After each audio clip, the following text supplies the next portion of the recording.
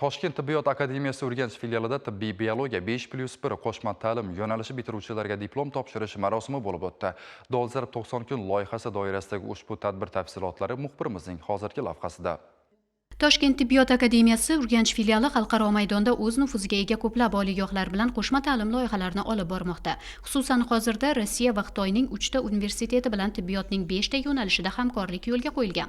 Ular qatorida Rossiya Federatsiyasi Qozon Federal universiteti bilan tuzilgan tibbiy biologiya 5+1 qo'shma dasturi doirasidagi aloqalarni ham aytish mumkin.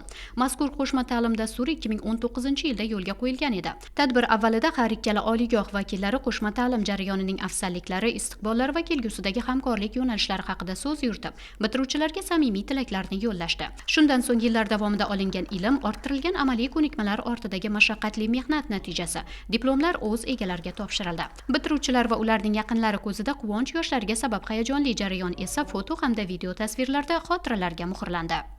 Şunisda kızımız 6 yıl okudu. Şundan xursandmiz. Mana bugun diplom olib turibdi. İşlerine rivoch. O'zi xohlagan men doktor bo'lishni istayman. Bolalikdan doktor bo'laman deb yoshligimni aytaradi. Familiyang kim bo'lsa, Rozima Shahroza doktor deradi ammoqti. Bugun yetib yetdi. Tabriklayman. 2 farzandim bor, ikkisi ham shifokorni tanladi. O'zim ham shifokorman. Shundan xursandman. Eng baxtli ota-onamiz. Это получилась уникальная программа.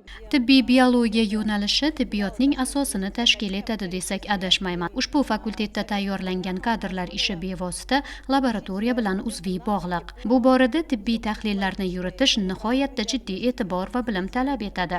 Shu bois biz hamkorligimiz doirasida tibbiy biologiya bo'yicha magistratura, klinik ordinatura bosqichlarini ham yo'lga qo'yganmiz.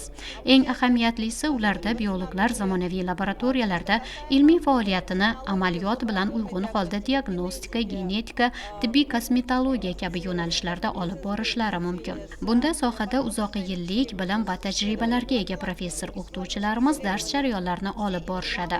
O'ylaymanki, bu hamkorlik nafaqat talabalar, balki har ikkala oliygoh pedagoglari uchun ilmiy amaliy tajribalar maydoni bo'lmoqda.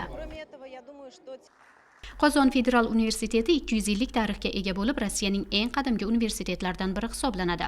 Ilmiy tadqiqotlarda Qozon Federal universiteti biotibbiyot, geologiya, fizika, kimyo, neft va gaz, nano va axborot texnologiyalari kabi sohalardagi ishlamalarga ustuvor ahamiyat beradi.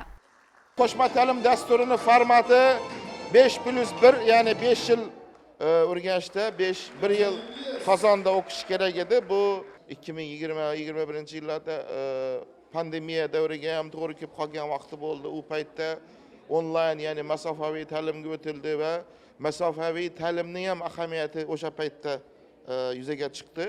Va keyin biz mana 5 yil Urganchda o'qigandan keyin oxirgi 6-kursida mixed variant qiladigan bo'ldik. Ya'ni Qozon Federal universiteti professor o'qituvchilar Urganchga kelib, bu yerda offline tarzda mashg'ulotlarni olib bordilar. Ma'lum bir qism darslar onlayn tarzda bo'ldi va yakunda endi buni qanaqa mana shunaqa mixed aralash variantda bitirdilar. Yurtimiz tibbiyotiga, dunyo tibbiyotiga o'zining hissasini qo'sha oladigan kadrlar bo'lishini tilab qolamiz.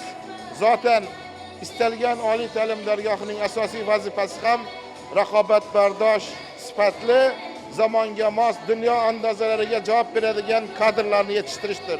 Naziraxon, tabriklaymiz. Mana shu 6 yillik mehnatlaringiz natijasini mana bugun ko'ryapsiz. Hayajonlar qanday endi? Hayajondaman. Shu darajaga yetganim uchun ota-onamga, ustozlarimizga va turmush o'rtog'imga katta rahmat aytaman. Imtihonlarga tayyorgarlik davrlarimiz ham o'ziga yarasha qiyinchilik davrlar bilan zavqli bo'lib o'tgan.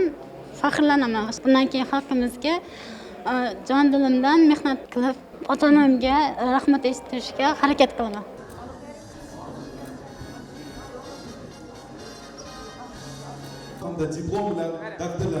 Mazkur bitiruvchilar tibbiy biologiya 5+1 dasturi asosida ta'lim olgan va bugun diplomga ega bo'layotgan ilk qaldirg'ochlar sanaladi. Ahamiyatli jihati shundaki, bu qaldirg'ochlar bugun ham mahalliy, ham Qozon Federal universiteti diplomiga ega bo'lishyapti. Bu esa kelgusida ularning o'z faoliyatlari doirasida nafaqat respublikamiz bo'ylab, balki xorijiy davlatlarda ham samarali faoliyat yuritish imkoniyatini yanada kengaytiradi. Rustambek Jalilov ham 24 nafar baxtli bitiruvchilar qatori 6 yillik orzusi ushalgani bois hayajonini yashira olmadi. U yaqinlariga bilimi va namunali xulqi ortidan diplom hamda minnatdorchilik ramzi tashakkurnomani taqdim etdi. tibbiy biologiya yo'nalishini magistraturasi bor ekan. Vrach laborant laboratoriya sohasi bo'yicha chuqur izlanishlar olib bormoqchiman. Dars jarayonlari onlayn formatda va offlayn formatda bo'ldi. Juda ham qiyin desak ham bo'ladi, chunki bu sohada meditsina yo'nalishi bo'yicha o'qish oson emas. Chunki bu yerda inson salomatligi turibdi. Xudo xohlasa, qasamyodni ham qabul qildik va shunga munosib ishlaymiz. O'zim shifokor bo'lganligim sababli jiyanim ham shifokorlikka qiziqishini ko'rdik, bilimlari yaxshi.